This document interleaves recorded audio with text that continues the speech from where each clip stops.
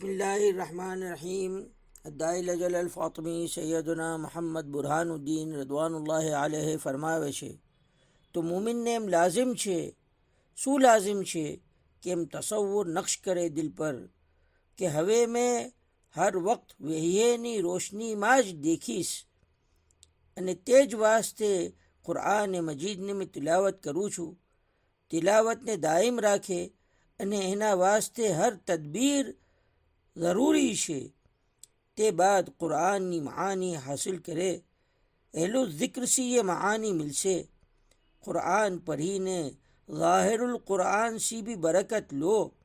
તમે જે વખત કુરઆન પઢો છો, તમને ખુશી થાય છે, ઘણી તસલ્લી થાય છે, ઇત્મીનાન થાય છે. એની માના મફહૂમ ના બી હોય, મગર રોશની તો મિલે જ છે.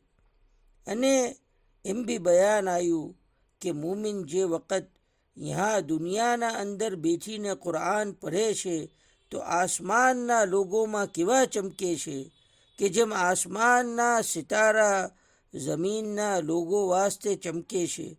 ये મુમિન તમે છો. કુરઆનની તિલાવતના કરનાર મુમિન તમે છો. પછી કિરાતનું ફન શીખવું જોઈએ અને કુરઆનથી તબરુક લેવું જોઈએ, ઘણા વજૂહથી. અને એની જે માની છે એનાથી ઇસ્તિનારત લાઝિમ છે.